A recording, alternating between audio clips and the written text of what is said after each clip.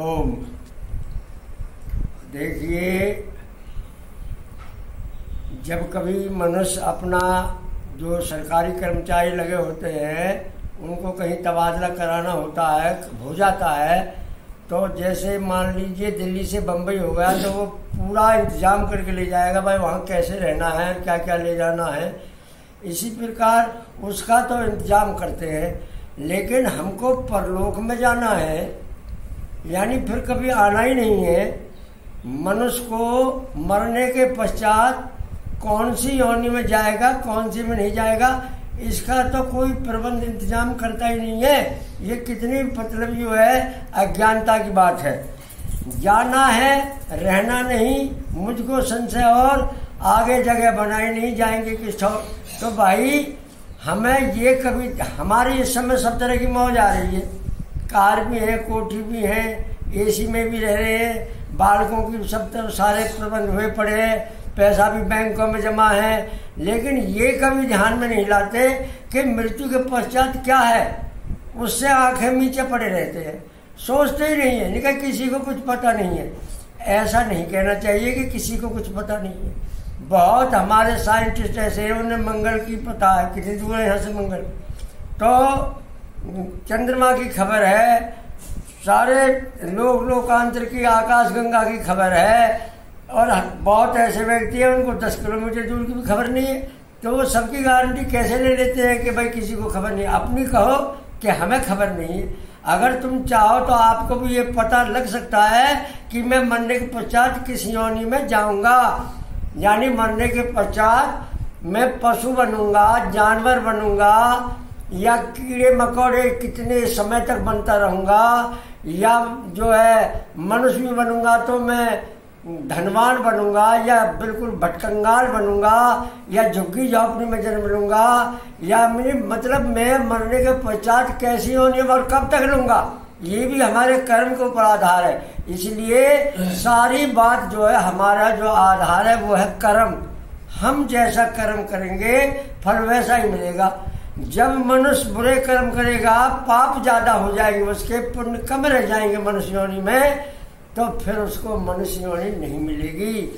एक व्यक्ति को आप गाड़ी देते हैं चलाने के लिए, मान लीजिए जिसमें बहुत भोजन लाता है, ये जो है चलाते रहते हैं बड़ी बड़ी गाड़ियों को, तो अगर आप उसको वो रोज खराब कर लाता है गाड़ी को और काम ठीक से नहीं करता है, तो उसका मालिक कहता है भाई ड्राइवर तू हट जा, हम तुझे नहीं रखते, तू पे तो सारा काम खराब कर रखा है तूने, तो वो उससे लूट लेता है। इसी प्रकार जो व्यक्ति परमात्मा ने मनुष्य देह दी है, अगर हम इसको अच्छी प्रकार नहीं लगाएंगे कर्म में, तो परमात्मा हमसे मनुष्य योनि छीन लेता है और उन योनियों को देता है जो हमने पाप किए हैं। तो ये हमें हमेशा ध्यान रखना चाहिए कि मनुष्य बनते बनते अगर हम अच्छे कर्म करते रहते हैं तो राजा और सेठ साहूकार बहुत ऊंचे ऊंचे पदों को प्राप्त कर लेते हैं, और फिर कहते बुरे कर्म कर लेते हैं। जैसे औरंगजेब राजा हुआ, उसने कितने बुरे कर्म किए, लाखों वर्ष तक भी उसे मनुष्य योनि नहीं मिलेगी। ऐसे व्यक्तियों को जो अत्याचार करता है, अन्याय करता है, उसको अच्छा जन्म कभी नहीं मिलता, लाखों वर्ष तक भी नहीं मिलता। जब कब मिलता है, जब उसके पापों के फल को भोग लेता है, तब उसको मनुष्य योनि, साधारण योनि मिलती है, और फिर उसके चलता है वो कैसे कर्म करता है, कैसे नहीं करता। मुक्ति का विषय मैंने पहले बता ही दिया है। इसलिए ये चीज जो है मनुस्मृति में और सत्या प्रकाश के 9वें समोल्लास में पूरी तरह से खोल करके बता रखी है कि कैसे कर्मों से कैसी योनि मिलती है। यानी शेर, चीते, बघेर, पशु पक्षी, गऊ, भैंस, वृक्ष आदि योनियां, और कितने समय तक कैसे कैसे कर्मों से मिलती है, सब मिलती है।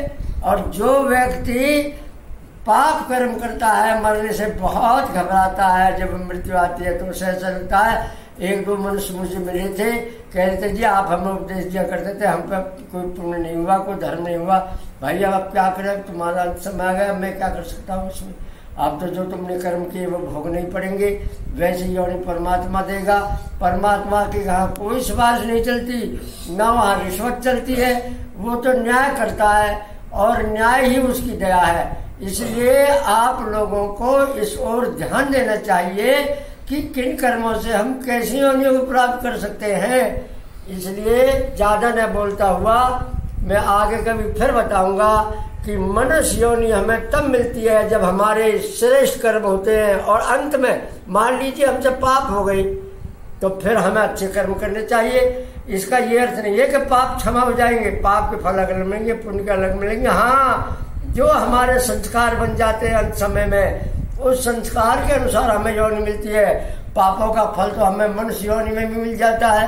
रामचंद्र जी इस बात को रामायण में मानते हैं, हे लक्ष्मण, पिछले जन्मों में हमने बारंबार ऐसे पाप किए कि हमें एक के पश्चात एक दुख आ रहा है। पिताजी की मृत्यु हुई, राज छिन गया, सीता जी भी चली गई, और हमारे पिताजी का जो मित्र था जटायु, देखो उसकी भी मृत्यु हो गई। इसलिए हमने पता नहीं कितने पाप किए हैं, उनका फल हमें भोगना पड़ता है। इसलिए चाहे कुछ भी हो, ईश्वर कर्म का फल दिए बिना। हाँ, एक बात जरूर है, अगर हम ईश्वर की चिंतन मनन करते हैं, उससे प्रार्थना करते हैं कि हे परमात्मा हमसे पाप न कराया, हो गए हैं तो ईश्वर उनके दुख सहने के लिए आत्म बल दे देता है। जैसे बहुत लोग हुए ऐसे, देखिए ये भी तो बड़ी अचंभे की बात है कि दीवारों में चिन्ह दिए जोरावर सिंह, फतेह सिंह, और वो बिल्कुल भी उनसे ये कहा कि मुसलमान हो जाओ। कितना आत्मा में बल दे दिया परमात्मा ने, और वो बिल्कुल भी मतलब उनको कोई दुख नहीं हुआ। और कितने आदमी हकीकत राय को मार दिया, काट दिया। ऐसे कितने देखे होंगे आपने जिनके सामने अपार कष्ट आए, लेकिन वे घबराए नहीं। क्यों?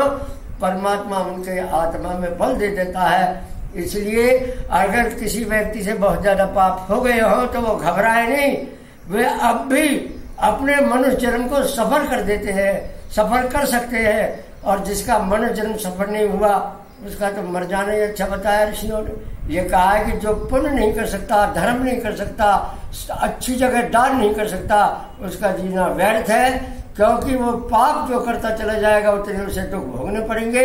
इसलिए आप पापों से बचें और श्रेष्ठ कर्म में अपने जीवन को लगाएं।